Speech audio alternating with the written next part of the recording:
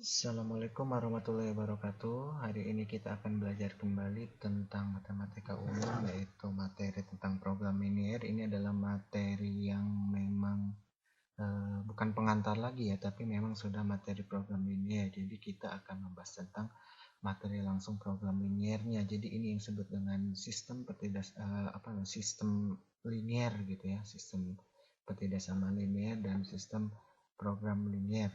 Bukan sistem program linier, tapi ini materi tentang program linier. Permasalahannya kita lihat di halaman di buku PDF kalian, itu halaman 69. Di sini ada nomor 9 untuk permasalahannya ya. Permasalahan kontekstual. Ini kita akan membahas tentang ini, tentang sebuah pesawat ya. Nah, mari kita bahas materi tentang pesawat ini. Soalnya ada halaman 69, silakan kalian buka sendiri. Nomor 9, pesawat penumpang mempunyai tempat duduk 48 kursi ya. Pesawat tersebut mempunyai tempat duduk 48 kursi ya. Setiap penumpang kelas utama boleh membawa bagasi maksimum 60 kg, sedangkan kelas ekonomi maksimum 20 kg. Pesawat hanya dapat membawa bagasi maksimum 1440 kg. Harga tiket kelas utama 150.000 dan kelas ekonomi 100.000. Supaya pendapatan dari penjualan tiket pada saat pesawat penuh mencapai maksimal, tentukan jumlah tempat duduk kelas utama gitu ya. Oke. Langkah pertama, untuk membahas ini langkah utamanya yaitu kita buat pemodelan dulu ya. Kita buat model matematikanya. Nah, kita buat model matematikanya. Ini ketebelan. Model matematika sekarang kita tentukan dulu, misalkan gitu ya. Tentukan dulu Z-nya kan. Kita Z-nya itu apa? Z-nya itu kamu lihat di cerita tersebut.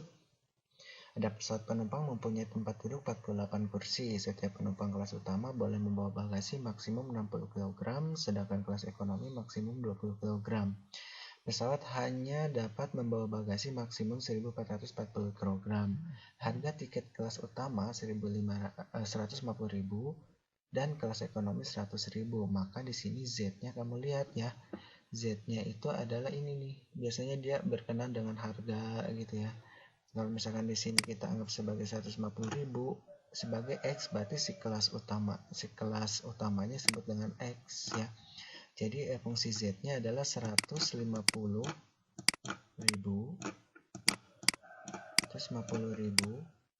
X.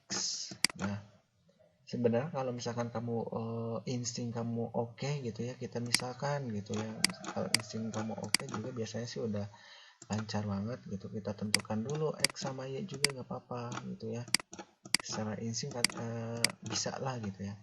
Tapi patokannya suka ada di fungsi Z. Nah, kalau misalkan di sini ada harga 150.000 kelas utama, berarti kelas utamanya itu sebagai X, berarti di sini dia kelas utama ya, kelas utama. Nah, untuk kelas ekonominya berarti Y, kelas ekonomi. Nah, berarti di sini plus 100.000 Y ya, 100.000 Y. Oke, 100.000 Y. Nah, kalau sudah seperti itu kita buat tabel. Nah, kita buat tabelnya dulu. Oke. Tabel kemarin sudah dipelajari ya. Membuat tabel ini harus sedikit ngirit-ngirit space ya. Oke, misalkan di sini kita tulis apa nih? Di sini kita tulis misalkan X-nya yaitu kelas utama. Kelas utama kita tulis sebagai X. Di sini kelas ekonomi AE, kelas ekonomi sebagai Y. Di sini dia tanda, di sini stoknya berapa. Nah, di paling kiri, di sudut paling kiri ini kita tulis apa gitu ya. Kita lihat di sini ada apa aja. Yang pertama ada kursi, kursi di akhir aja dulu ya. Boleh sih sebenarnya, boleh di sini kursi ya. Kursi kita tulis di sini kursi, ada elemen kata kuncinya kursi, dan ada dia bagasi, bagasi maksimal. Oke, berarti ini bagasi ya, bagasi. Nah, kursi berarti satuannya di sini dia satuannya nanti mintanya satuannya buah berarti ya. Kalau kursi kan buah. Nah, kalau misalkan satu buah kursi gitu ya. Kalau misalkan penumpang berarti nanti dia satuannya kilogram nih. Kilogram berarti di sini dia kapasitas daripada bagasi. Oke, bagasi. Sekarang kita sesuaikan ceritanya. Pesawat penumpang mempunyai tempat duduk 48 kursi. Berarti stoknya kursi itu ada 48 buah. Ya, ada 48 buah. Si kursi kelas utamanya berapa gitu ya. Si kursi kelas utamanya berapa, si kelas ekonominya berapa. Kamu lihat ada nggak keterangannya di sini? Di sini ada kilogram, di sini harga. Berarti kalau misalkan tidak ada, kita anggap aja sebagai X dan Y ya. Jadi anggapannya prediksi kita adalah sesuatu banyak gitu ya, sesuatu banyak X, sesuatu banyak Y, berarti sesuatu banyak kursi utama, sesuatu banyak kursi ekonomi. Kita tidak tahu jumlah komposisinya berapa karena belum dihitung, karena nanti kan akan kita hitung ada berapanya supaya maksimal ya, maksimal, minimum, atau yang bagian tengah-tengahnya gitu ya. Di sini tandanya apa? Kurang dari, sama dengan, atau lebih besar sama dengan gitu ya. Kalau misalkan kita lihat di sini, pesawat penumpang mempunyai tempat duduk 48 kursi gitu ya. Berarti kalau misalkan 48 kursi tidak mungkin lebih dari 48 kursi, karena memang si pesawat itu didesain cuma 48 kursi. Nah, kalau misalkan kenapa saya nulisnya kurang dari sama dengan gitu ya. Enggak kenapa sama dengan gitu. Kalau misalkan pesawat penumpang punya tempat duduk 48 kursi, berarti dia kan stuck ya 48, harusnya sama dengan 48 kursi. Hanya saja kenapa saya menggunakan asumsi kurang dari sama dengan, karena memang 48 kursi itu adalah kursinya. Nanti kan bisa diisi dengan orang gitu ya. Misalkan diisi dengan orang, kalau full gitu 48 kursi, alhamdulillah berarti laku si penjualan kursi pada pesawat itu gitu ya. Karena yang dihitung adalah banyaknya penumpang atau harga tiketnya. Kalau misalkan harga tiket pasti ada yang naik gitu ya. Berarti anggapannya ada orang yang naik gitu ya, naik pesawat tersebut. Makanya saya tanda kurang dari, tidak pakai sama dengan. Kalau misalkan pakai sama dengan, berarti setiap pesawat itu harus selalu penuh berangkatnya gitu ya, harus selalu penuh. Jadi kan pada kenyataannya kan tidak, contoh saja kalau misalkan angkot muatnya 10 orang, walaupun ada 5, ada 7 kan tetap berangkat gitu ya, tapi kan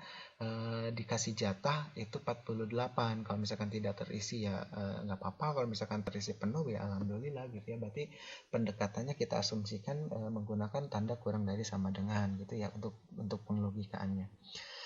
Nah, dari kalimat pertama sudah kita simpulkan dapat 48 kurang dari, kita gunakan kurang dari sama dengan. Nah, selanjutnya setiap penumpang kelas utama boleh membawa bagasi 60 kg. Ini untuk menentukan satu garis atau bukan ada beda garis, itu kamu lihat satuannya. Jadi kalau misalkan kamu lihat di sini kilogram, ini di sini ada kilogram, ini ada kilogram, di sini ada kilogram, berarti ini dia dalam satu garis karena dia satuannya sama gitu ya. Itu untuk trik selanjutnya. Di sini berarti setiap penumpang kelas utama boleh membawa bagasi maksimum 60 kg. Kelas utamanya dia maksimal 60 kg. 60 kg, satunya kilo udah ya. Terus kelas ekonomi 60 kg, sedangkan kelas ekonomi 20 kg. Berarti di sini dia 20 kg.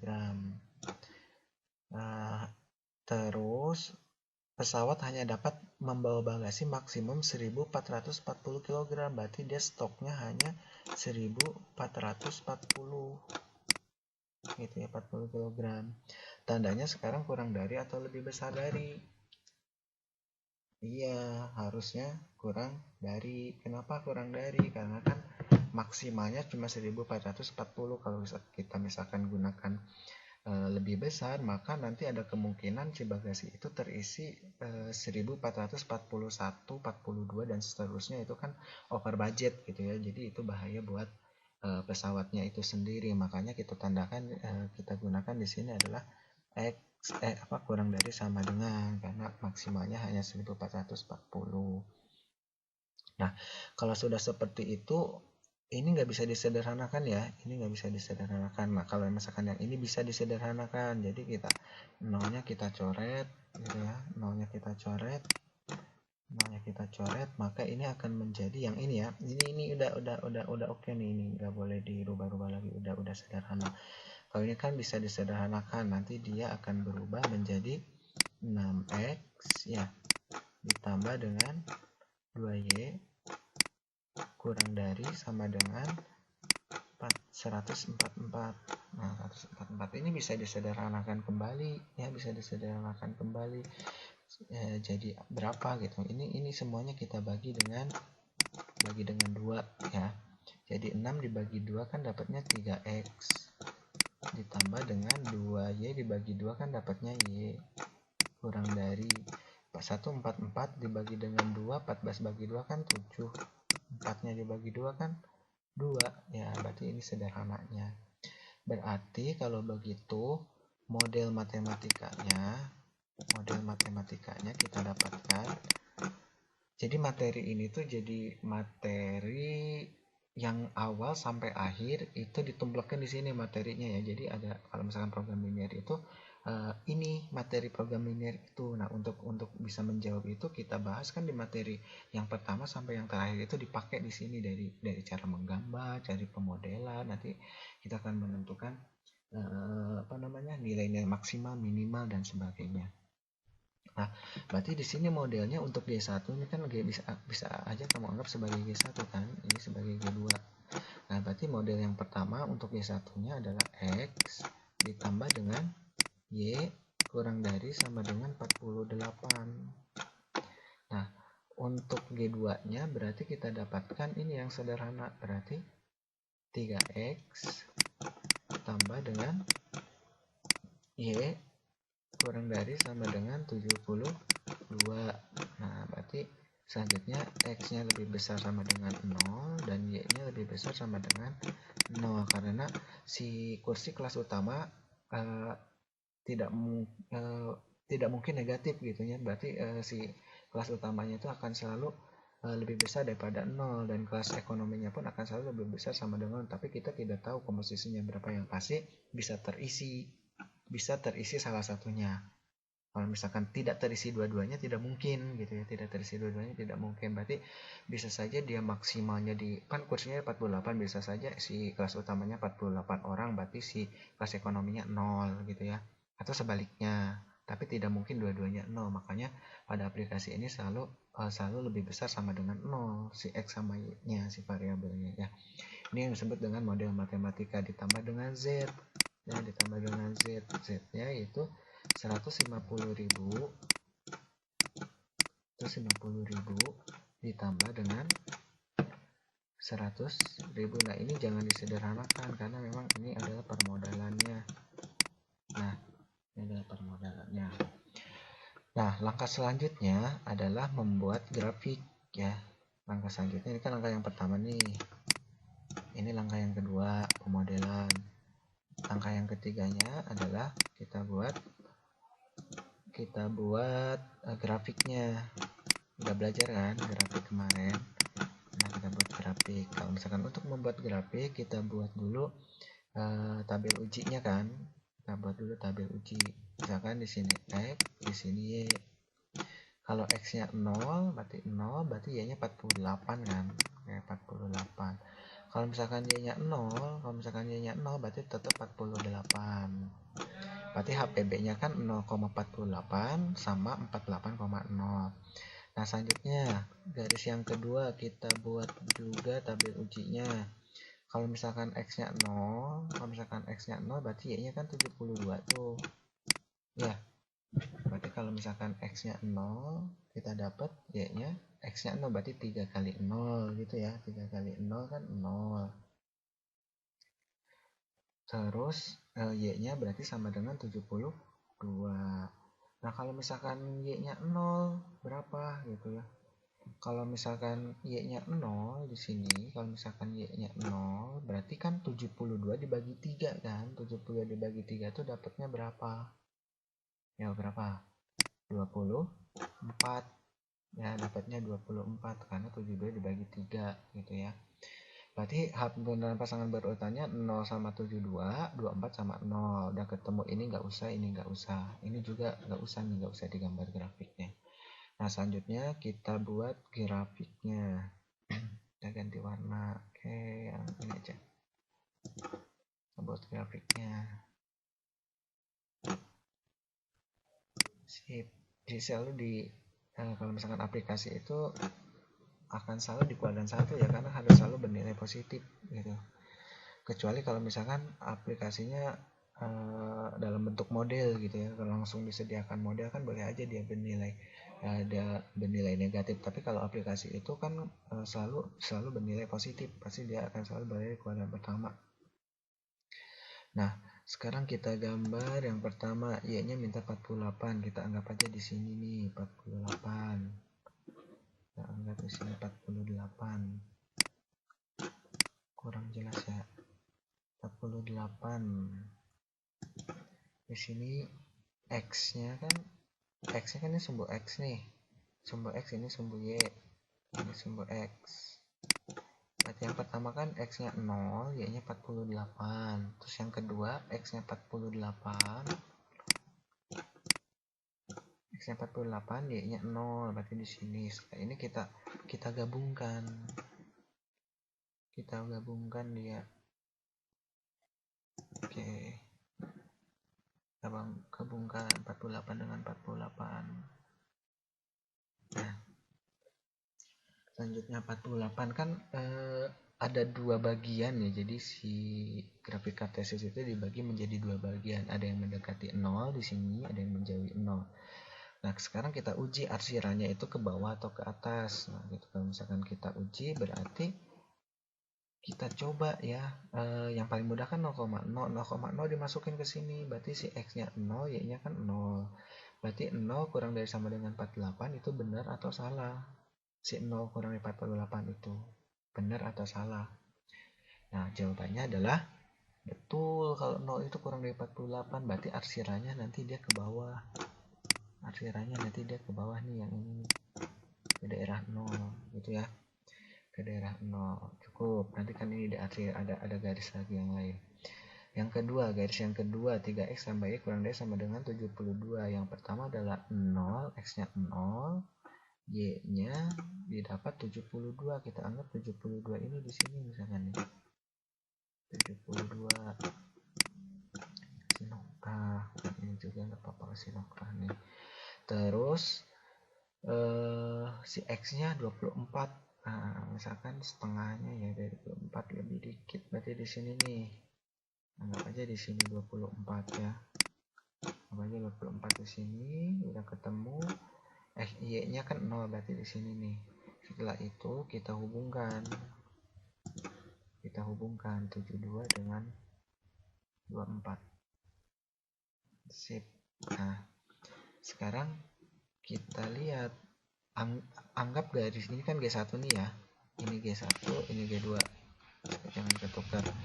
Yang G1 anggap aja nggak ada dulu, kita fokus ke G2. G2 itu kan membagi kartesis menjadi dua bagian, ada yang ke bawah dan ada yang ke atas gitu ya. Nah, paling mudah kita gunakan adalah yang memuat daerah 0,0. Berarti ini ya, kita uji yang ini. Nah, kalau misalkan X-nya ganti dengan 0, Y-nya dengan 0, berarti 3 kali 0 kan 0, ditambah dengan 0 kan 0, berarti 0 kurang daripada 72, betul salah? Iya, betul, berarti arsirannya dia ke sini juga. Arsirannya ke sini juga dia. Lihat ya, yang ini dia pengennya ke bawah, yang ini juga pengennya ke bawah, gitu ya. Nah, setelah itu X lebih besar sama dengan 0. X lebih besar kan sama dengan 0 kan ke sana nih, ke kanan. Dan si Y-nya lebih besar sama dengan ke atas tuh. Berarti DHP-nya ada di mana? Kalau begitu, DHP-nya ada di mana? Yo, kita cari yang bening ini. Berarti DHP-nya ada di sini. DHP-nya ada di sini. Nah, oke, karena ini aplikasi ya, berarti ini DHP dia. DHP HP di sini nih. Nah, kalau misalkan sudah HP, tentukan titik pojok ya. Titik pojok itu dari mana titik pojok gitu ya. Titik pojok itu adalah titik-titik yang berada di pojok pada daerah himpunan penyelesaian. Kan ini daerah himpunan penyelesaian nih.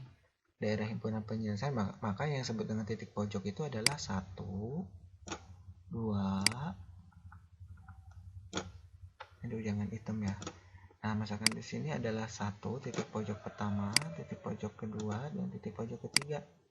Nah, ini tidak masuk ya, 0,0 tidak termasuk dari titik pojok. Jadi kalau misalkan titik pojok itu kalau seandainya masuk, maka untuk mencari nilai minimal itu pasti hasilnya akan selalu 0. Makanya si titik pojok pada 0,0 itu tidak selalu bukan tidak selalu, tapi tidak boleh dibawa gitu ya. Jadi yang kita ambil adalah selain 0,0 ya. Sebenarnya kan ini juga disebut dengan titik pojok kan. Ini disebut dengan titik pojok yang ini.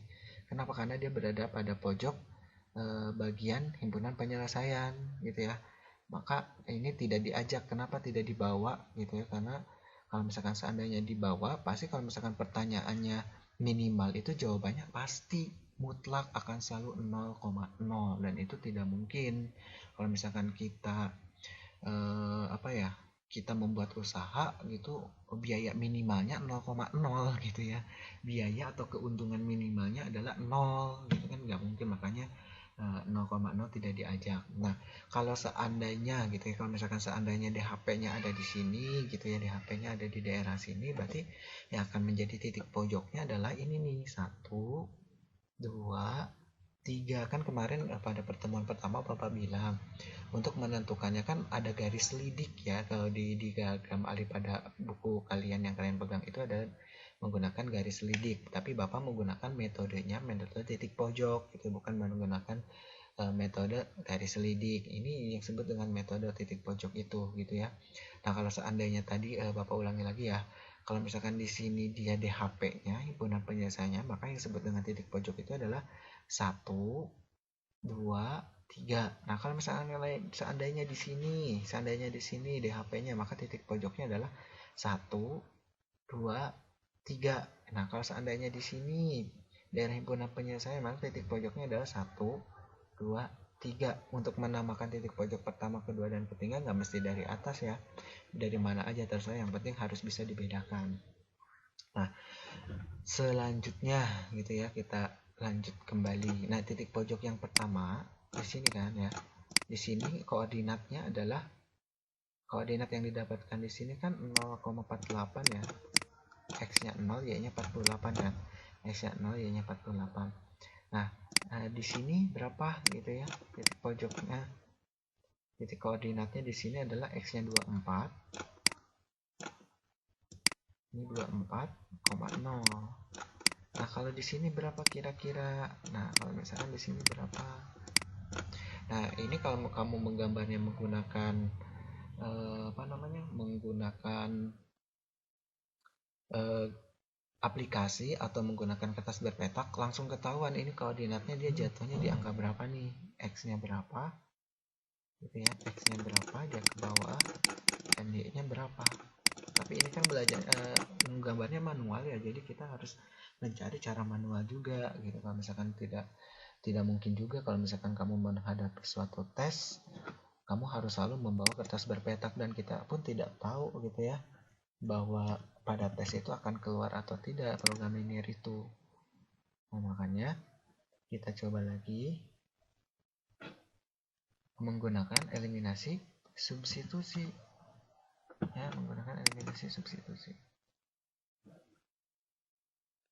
Filenya nggak keluar lagi ya, saya minta file lagi karena ini nggak cukup, layarnya nggak cukup. Kalau dihapus boleh nggak ya? Silakan kamu screenshot dulu karena ini masih panjang lumayan.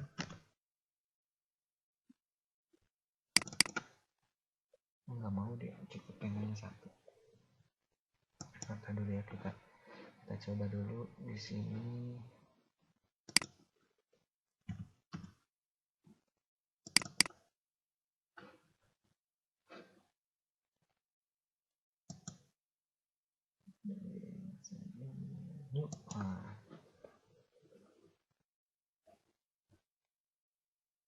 Nggak mau dia.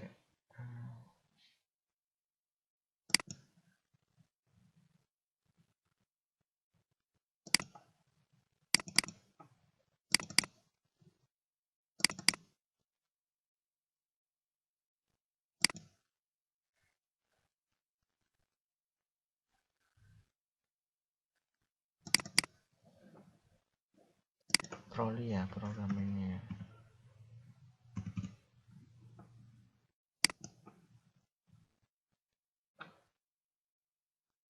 Oke, kesimpan ya. Aduh.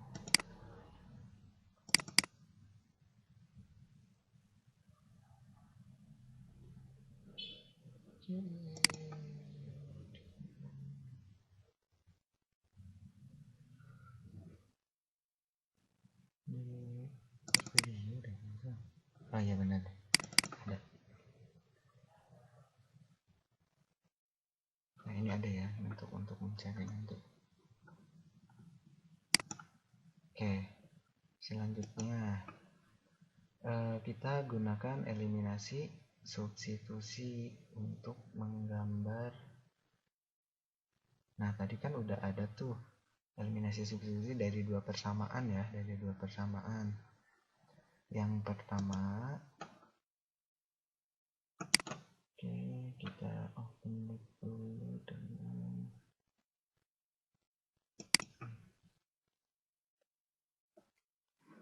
berarti kita ambil dua persamaan. Yang pertama persamaan yang ini, yang kedua persamaan yang ini ya.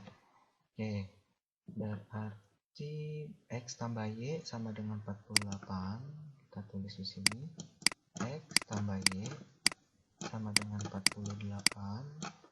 Terus yang keduanya itu dia 3X tambah Y sama dengan 72. 3X tambah Y ya. Oke, tambah Y sama dengan 72 ya, benar ya? Oke, 72. Coba kita cek lagi kalau salah. Soal nanti salah ngotret. X tambah Y sama dengan 48, 3X tambah Y sama dengan 72. Dan ini kebetulan sekali dia eliminasinya tinggal dikurangi ya. Kenapa tinggal dikurangi? Karena sini koefisiennya sama nih. Kalau misalkan koefisiennya semuanya tidak yang sama, berbeda, seperti biasa waktu kamu belajar SMP kayak gini ya, samakan eliminasi kali berapa, nah selanjutnya dan gitu ya. Kelas 10 juga pernah belajar kan ya. Ini pada ini kebetulan saja soalnya di sini dia koefisiennya 1, berarti langsung dikurangi aja. Berarti nanti ini kita bisa coret ya, kita coret hasilnya 0, berarti X dikurangi 3X itu berapa dapatnya? Berapa? Iya, dapatnya min 2X ya, min 2X, karena 1 dikurangi 3 kan dapatnya min 2 ya, min 2. Selanjutnya Y kurangi kan 0, ini kan 0 ya. Nah kalau berarti kalau begitu 48 dikurangi 72 dapatnya berapa?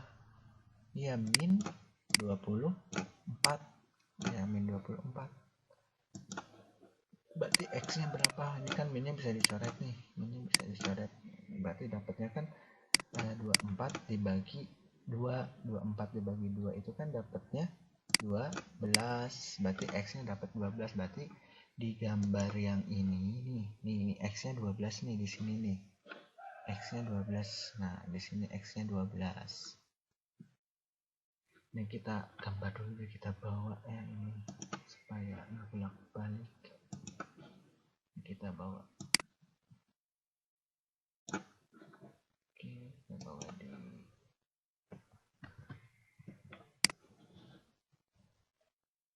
sip. X nya 12, berarti di sini dia dapat 12 nih, 12. X nya 12, terus Y nya berapa gitu, tinggal dimasukin ke persamaan yang mana aja, boleh persamaan 1, boleh persamaan 2. Cari yang paling mudah aja. Kalau misalkan kita masukin ke persamaan yang pertama kan berarti X nya kita ganti dengan 12 ya.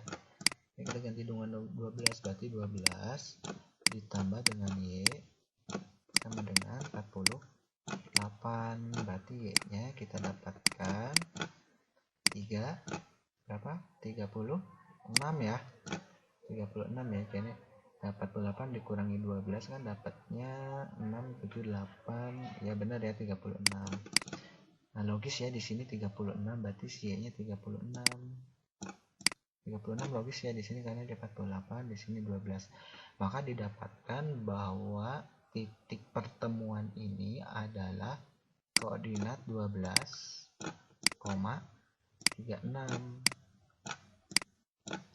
Itu ya. 12,36.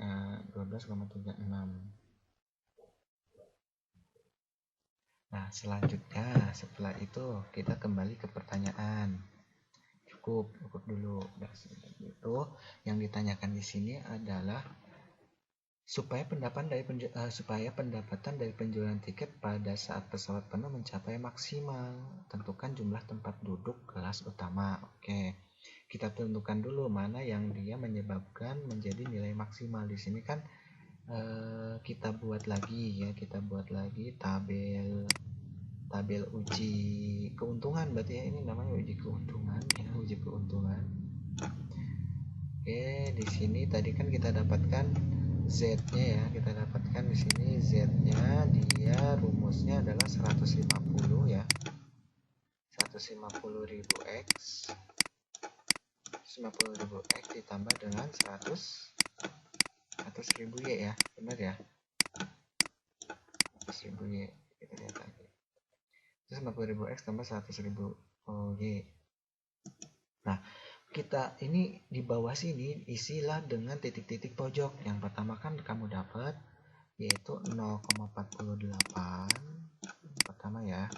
Terus yang kedua kamu dapat yang ini dulu deh, yang ini dulu. Misalkan di sini kita dapatkan 24,0. Yang ini berarti kita dapatkan 12,36. Cukup 12,36. Nah, setelah ini kita substitusikan si 0, 24 sama 12 itu adalah pengganti daripada variabel X. Ini adalah susunan kolom untuk variabel X.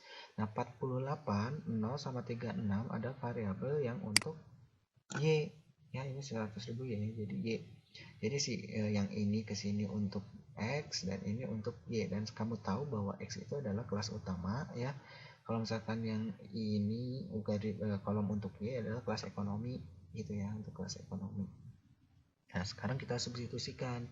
Nah, 150.000 dikali dengan 0 itu kan 0 ya, ditambah dengan 100.000 dikali dengan 48 berarti berapa?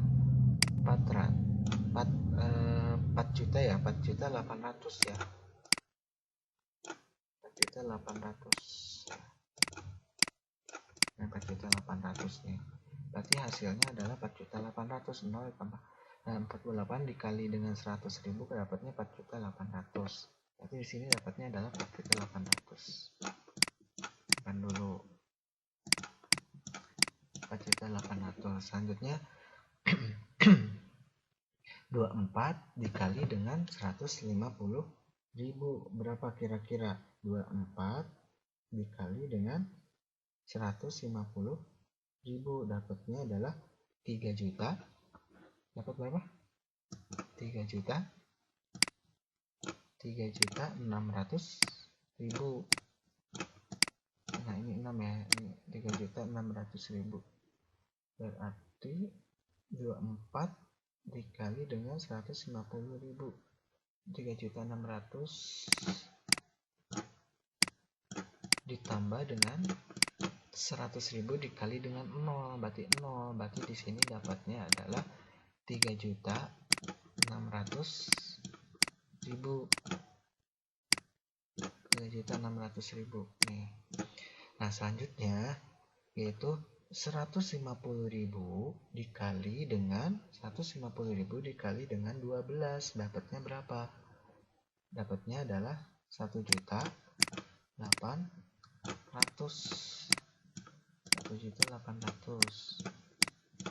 ditambah dengan 3.600.000 600 dari mana 3.600-nya? Dari mana, coba tebak? Iya, dari 36 dikali 100.000 ya. Berarti sekarang 1.800.000 ditambah dengan 3.600.000 itu dapatnya berapa? 5 juta.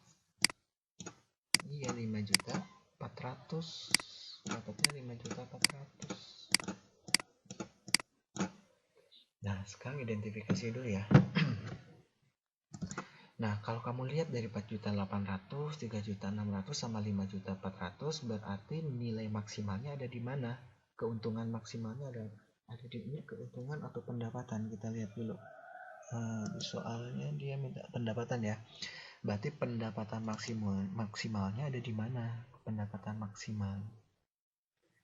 Gedean mana kan? 4 juta, 3 juta sama 5 juta. Berarti ini kan, ini adalah untuk pendapatan maksimal. Nah, kalau misalkan pendapatan minimal berapa di mana? Pendapatan minimal itu adanya di sini 3.600.000. Ini minimal. Yang ini untuk apa gitu ya kan? Ini nggak ditanyakan, ini kan tengah-tengah ya. Tapi biasanya kalau misalkan di soal itu, kalau misalkan di soal ditanyakan minimal, maksimal, ditanyakan maksimal, kadang di soal itu yang menyajikan cuma 4.800.000 sama 3.600.000, sedangkan kamu ngotet dapatnya 5.400.000 gitu ya. Jadi kadang terkecohan PG itu memang pada saat tes itu kita mengotet dapatnya 5.400.000, tapi di PG-nya itu tidak dicantumkan 5.400.000, tapi yang cantumkannya 4.800.000. Ya udah, kamu pilih 4.400.000 gitu ya. Tapi kalau seandainya pilihannya 5.400.000 gak ada, 4.800.000 gak ada, adanya 3.600.000, ya udah kamu pilih 3.600.000 gitu ya. Karena ini adalah hasil kotetan kamu. Kalau seandainya adanya cuma di PG itu 3.600.000, padahal kamu kan ngotetnya ini sebagai nilai minimal gitu ya. Tapi yang ditanyakan tidak maksimal gitu. Tapi yang adanya 3.600.000, ya udah kamu pilih 3.600.000. Jangan apa ya? Jangan kamu pilih yang mendekati itu gitu ya. Misalkan nilai maksimalnya di PG adanya 5.300.000 gitu ya. Adanya misalkan 5.300.000. Adanya 5.300.000 sama 3.600.000. Ini kan dilema ya. Jadi kalau misalkan kamu ngotot dapatnya begini, ternyata di PG kamu adanya 5.300.000 dan 3.600.000, kamu pilih yang mana gitu ya. Jangan, Bapak sarankan jangan memilih 5.300.000. Kalau kamu memilih 5.300.000, kamu tidak tahu komponen, kamu tidak tahu komposisi kursi yang terisinya berapa gitu ya. Karena kita ini hitung-hitungannya kan orang ya, tidak mungkin orang itu dihitungnya setengah gitu ya, setengah badan gitu, nggak mungkin ya. Makanya jangan mentang-mentang mendekati 5.400.000 kamu pilih 5.300.000, itu tidak boleh juga, karena kamu tidak tahu komponen daripada kursi yang terisi kelas utama sama kelas ekonomi gitu ya. Jadi kita pilih aja yang 3.600.000. Kalau misalkan pilihannya 5.300.000 sama 3.600.000, bisa dipahami ya. Oke, bisa dipahami, alhamdulillah. Berarti kalau begitu, kalau ditanyakannya nilai maksimal, berarti kan 5.400.000 kan. Terus yang ditanyakannya di sini adalah, di sini tentukan supaya pendapatan dan penjualan tiket pada saat pesawat penuh mencapai maksimalnya. Berarti jawabannya kan kamu dapat berapa? 5.400.000. Kamu tulis tuh 5.400.000. Kamu dapat 5.400.000. 5.400.000. Ganti warna. Nah, selanjutnya yang ditanyakannya adalah tentukan jumlah tempat duduk kelas utama. Tentukan tempat duduk kelas utama. Kelas utamanya ada berapa? Ada 12. Kamu lihat di sini kelas utamanya ada 12. Berarti jawabannya 5.400.000. Untuk pendapatan maksimal jawabannya adalah 12 untuk soal yang ini. Gitu ya. Ketika nilai pendapatan maksimalnya dapat 5.400.000 dan jawaban untuk kursi, untuk tempat duduk kelas utama, tempat duduk kelas utamanya kita dapat 12 dari mana gini ya. Nah, kalau misalkan suatu pesawat itu dia terbang mendapatkan pendapatan yang paling minimal itu ada 3.600.000, dapat pendapatan maksimal ada 3.600.000. dengan komposisi 24 kursi yang terisi, dan dia tidak mengisi 24 kursi kelas utama, dan kelas ekonominya dia tidak terisi gitu ya. Jadi kalau misalkan 24 ditambah dengan 0 berarti terisinya cuma 24 saja, yaitu pun kelas utama saja. Kalau dia cuma mengandalkan kelas utama, maka pendapatannya dia pasti akan minim gitu ya. Kalau misalkan dia tidak mengisi kelas ekonomi, cuma dia mengisinya hanya kelas utama saja, yaitu maksimalnya 24, karena kan ini tergantung ke bagasi juga kan. Jadi 24 kelas utama itu bagasinya sudah full, jadi tidak bisa ditambahin lagi. Walaupun ditambah satu kelas ekonomi, dia membawa bagasi itu udah over bagasi, tidak boleh, itu bahaya bagi pesawatnya. Nah, kalau misalkan yang sedang-sedang saja, pendapatan yang sedang-sedang saja itu 4.800.000. 4.800.000 itu dengan komponen 48 kelas ekonomi. 48 kelas ekonomi ini kan ini untuk kelas ekonomi. Ini utama, ini kelas ekonomi.